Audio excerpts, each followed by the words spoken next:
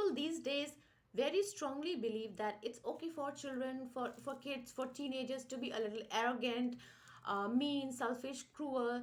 And they strongly believe that this world is not a very nice place. Society is not filled with very nice people, and it will be difficult for their children to survive among these not so nice people if they raise their children to be very nice, kind, and humble. So here is my opinion on this. First of all, the world is not a very nice place now. So society is not having very nice people because we stop believing in raising nice human beings, and we ourselves also try to look like that we are we're not very nice and easygoing person, so that people will fear us, and so we will not have to fear bad people, and the bad people will fear us, and it will be easy for us to survive in this world. Here is my opinion. In order to enable your children or yourself to survive among bad people, narcissistic people in this world, which is not a very nice place for nice people these days, you do not need to be a bad person just like them. There are three things which you need to survive and flourish among these people. These three things are boundaries, emotional regulation, and the ability to identify toxic and dangerous people. First thing is boundaries. When somebody buys a property, we first thing we do is that we put a boundary around that boundary. We put a boundary around that property, so that the other people will know where is what is the limit where our property starts, and the boundary signifies the limit that decides that if somebody wants to go beyond that particular boundary, beyond that limit, they will need your permission. Similarly, in relationships, with relationships I mean parent child relationship, a husband wife relationship, neighbor neighbor relationship, colleagues relationship, boss and employer employee relationship, boss subordinate relationship, servant and the employer of the servant. So passenger passenger relationship, there are so many relationships. We have some sort of relationship with every other human being, like celebrity, fan. So there are relationship, we have relationship with every other human being. So in every relationship there is a limit to everything. For example, how much time somebody can expect from you, what should be the exchange of gifts from both side, what should be the exchange of time, energy, emotion, what are the things that can be discussed between two people. So there are limits to everything that is exchanged: emotion, time, money, uh, conversation, and everything. There is a limit to everything, that is exchanged between two people in every relationship. If you carefully think, you can identify what I'm saying. So the first thing is that your child or you, whoever you are working on, should know the concept of boundaries. You should know what should be the boundary in so and so relationship. So whether it's a passenger passenger relationship, boss, subordinate relationship, employer employee relationship, husband wife relationship, nobody will be able to manipulate you if you know your boundaries and you make it clear to the other person. See, this is the boundary, this is how much you can expect from me, and this is legally, morally, you're allowed to take something from me or give to me.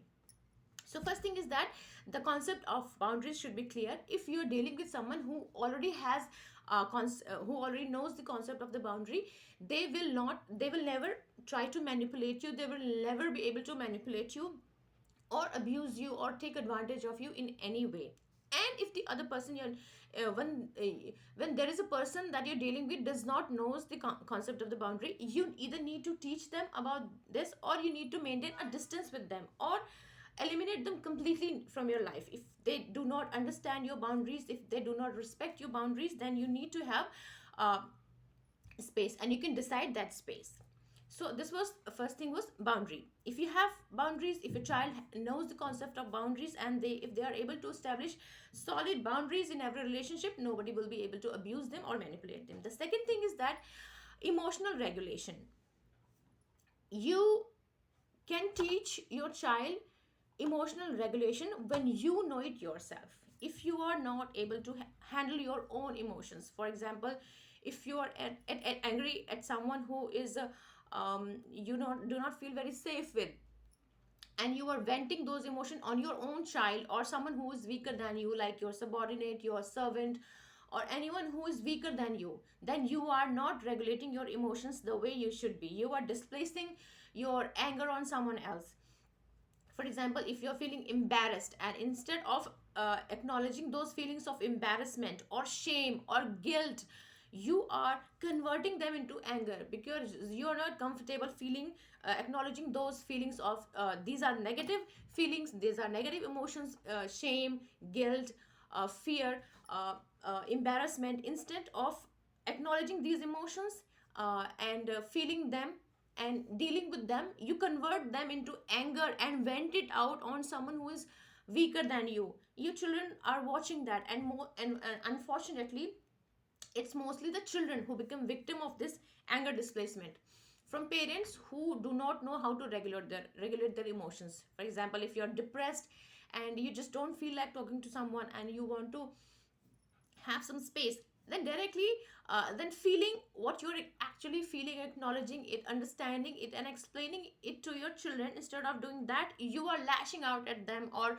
blaming them for something, then means that you are not able to regulate your own emotions, and you are unconsciously, non deliberately, unknowingly teaching your children this thing.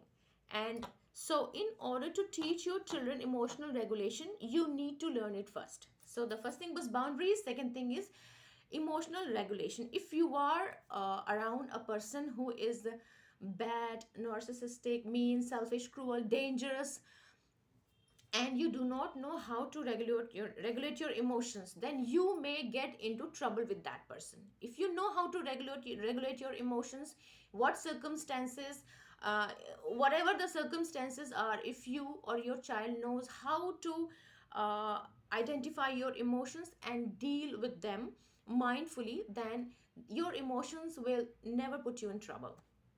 The third thing is ability to identify toxic people among all the people that you're surrounded with, at office, in school, at home, um, at public place or whatever. If you are able to identify, if your child is able to identify toxic, dangerous, harmful people from the normal ones, then it will be easy to maintain distance from them, not involve with them in any way, not let them in your life, not allow them to be your friend, or to enter your life in any way and try to manipulate you, use you, or put you in dangerous situations.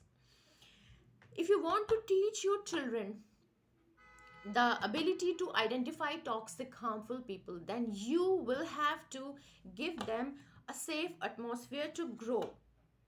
If they have if a child is surrounded with people who are not very safe, like teacher who's abusing them in school, or parents who are very violent, or who are abusive towards each other, or who are abusing, doing some harm to other people, if a child is watching these things in his family, in school, because parents and teachers are the primary teachers of a child, and a child learns a lot of things from these people during while growing up. If a child sees their parents and their teachers and very close people, their primary caregivers, very close relative, doing wrong things, bad things, harmful things to others, and especially to themselves, then they will think, they will take these dangerous things, abusive actions, words, as normal. And when they are out in the society, even during adulthood, they will not be able to identify dangerous, toxic, harmful people from the normal ones, because for them, dangerous, toxic, abusive, violent people, violence, all kind of these negative things are normal for them, because they grew up watching these things inside their home, in their school, in their neighborhood. So the third thing was the ability to identify toxic people from, um, identify and separate, distinctively see toxic people from the normal ones. So give them a healthy, normal, positive environment to grow up. Do everything that you can do. Now if your child has these three qualities, they have solid boundaries, they know how to regulate their emotions, and they are able to identify dangerous people from the normal ones, they can stay humble, they can stay very nice, very kind, very generous, and still they will be successful, happy, and safe in this not so nice, not so safe world. Thank you very much.